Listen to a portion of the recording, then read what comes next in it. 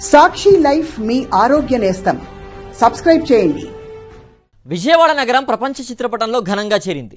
భారత రాజ్యాంగ నిర్మాత, బడుగు బలహీన వర్గాలకు సామాజిక న్యాయం కల్పించిన డాక్టర్ అంబేద్కర్ మహావిగ్రహాన్ని ఏపీ సీఎం జగన్ తన స్వహస్తాలతో ఆవిష్కరించారు. స్టాచ్యూ ఆఫ్ సోషల్ జస్టిస్ పేరుతో అద్భుతమైన నిర్మాణం అక్కడ ఆవిష్కృతమైంది. గ్రాఫిక్స్తో ప్రజల్ని మాయ చేసే చంద్రబాబు తన కాలంలో ఎక్కడో మారుమూల పల్లెల్లో అంబేద్కర్ విగ్రహం నిర్మాణానికి శంకుస్థాపన చేసి ఎప్పటి మాదిరిగానే విస్మరించారు.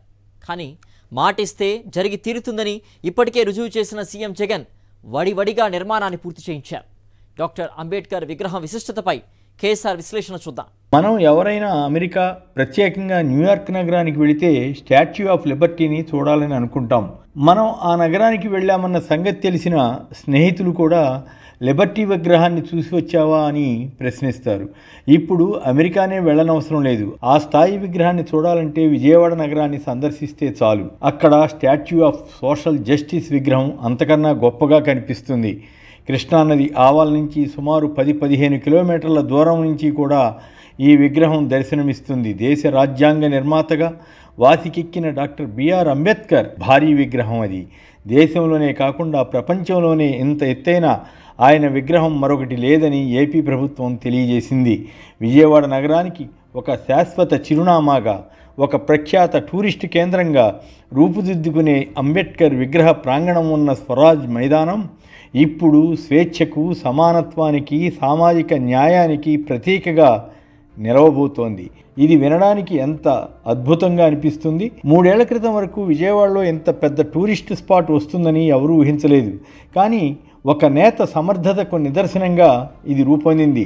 ఆయన ఎవరో కాదు, ఏపీ ముఖ్యమంత్రి వైఎస్ జగన్మోహన్ రెడ్డి అని వేరే చెప్పనవసరం లేదు. కేవలం ఒక విగ్రహం మాత్రమే కాకుండా 3 అంతస్తుల్లో అంబేద్కర్కు చెందిన వివిధ చిత్రపటాలు, డాక్యుమెంటరీలు, ఆయన గురించి తెలియజేసే సినిమాను వేయడానికి వీలుగా ఒక హాలు, ఎన్నో విశేషాలు ఈ ప్రాంగణంలో కనిపిస్తాయి. 206 అడుగుల ఎత్తున తయారైన ఈ విగ్రహ ప్రాంగణం అంతా రంగురంగుల కాంతుల మధ్య అత్యంత ఆకర్షణీయంగా తయారైంది. అక్కడే పలు ఇతర సదుపాయాలు కూడా ఉంటాయి. నగర ప్రజలకే కాకుండా విజయవాడ సందర్శించే టూరిస్టులకు కూడా అదొక విజ్ఞాన వినోద కేంద్రంగా భాసిల్లబోతోంది. దేశ ప్రజలకు స్వేచ్ఛను, ప్రత్యేకించి బలహీన వర్గాలకు ఎంతో స్ఫూర్తిని ఇచ్చే ఈ విగ్రహ ప్రతిష్ట వైఎస్ జగన్ జీవితంలో ఒక మైలురాయిగా నిలుస్తుంది. తెలంగాణలో గత ముఖ్యమంత్రి కేసీఆర్ కూడా అంబేద్కర్ విగ్రహాన్ని ప్రతిష్ఠించినప్పటికీ దాన్ని మించిన రీతిలో జగన్ ప్రభుత్వం తీర్చిదిద్దిందని చెప్పాలి. ఢిల్లీలో విగ్రహం తయారీతో పాటు హంగులను స్థానికంగా హనుమాన్ జంక్షన్ చెందిన ఒక శిల్పి ద్వారా చేయించడం కూడా హర్షించదగ్గ విషయం. ఈ మధ్యకాలంలో జగన్ సామాజిక సాధికార యాత్రలు నిర్వహిస్తున్నారు. అందులో వివిధ బలహీన వర్గాల ప్రజలకు ఇస్తున్న ప్రాధాన్యతను తెలియజేస్తున్నారు. ఆ క్రమంలో ప్రస్తుతం అంబేద్కర్ విగ్రహాన్ని ప్రతిష్ఠించడం ద్వారా ఆంధ్రప్రదేశ్ బలహీన వర్గాల అభ్యున్నతికి కట్టుబడి ఉందని తెలియజేసినట్లయింది. కేవలం విగ్రహంతోనే అభివృద్ధి అయిపోతుందని కాదు, కానీ ఆ విగ్రహాన్ని చూస్తే వచ్చే చైతన్యం, అనుభూతి చెప్పనలవి కానిది. ఏదో కొద్దిమంది అగ్రవర్ణ దురహంకారులకు తప్ప సమానత్వం కోరుకునే ఎవరికైనా ఈ విగ్రహం చూడగానే ఒక అనుభూతి వస్తుంది. ఏపీలోని వివిధ జిల్లాల నుంచి ప్రజలు తండోపతండాలుగా తరలివచ్చి ఈ విగ్రహాన్ని వీక్షిస్తారు.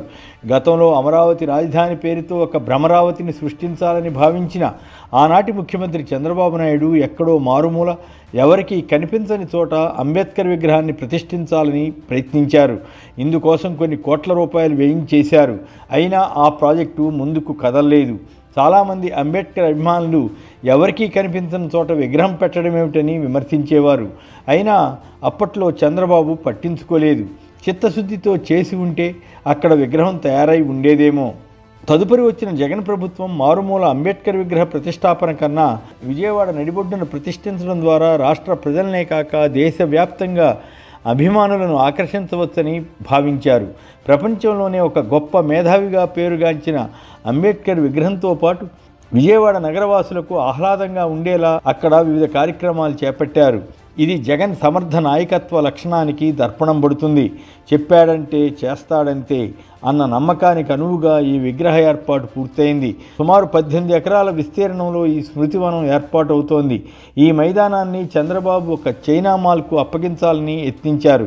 కానీ విజయవాడ వాసులు అందుకు పూర్తి వ్యతిరేకత తెలపడంతో ఆ ఆలోచనను విరమించుకోక తప్పలేదు. చంద్రబాబు ఆలోచనలు ఎంతసేపు కమర్షియల్గా ఉంటాయనడానికి ఇది ఒక ఉదాహరణ అయితే, జగన్ దృష్టి సామాజిక న్యాయం వైపు ఉంటుందనడానికి అంబేద్కర్ విగ్రహ ప్రతిష్టాపనే నిదర్శనం అవుతుంది. అంబేద్కర్ విగ్రహావిష్కరణ సందర్భంగా అందరికీ ఆహ్వానం పలుకుతూ జగన్ ఇచ్చిన సందేశం కూడా హృదయంగా ఉంది. ఆకాశమంతటి వ్యక్తిత్వంతో దేశ గతిని మార్చిన వ్యక్తి బాబాసాహెబ్ అంబేద్కర్ అని జగన్ ప్రశంసించారు. సుమారు 400 కోట్ల వ్యయంతో అత్యంత ప్రతిష్టాత్మకంగా ఈ విగ్రహాన్ని తీర్చిదిద్దిన ముఖ్యమంత్రి జగన్కు ఈ కీర్తి శాశ్వతంగా నిలిచిపోతుందని చెప్పడంలో ఎలాంటి సందేహం లేదు.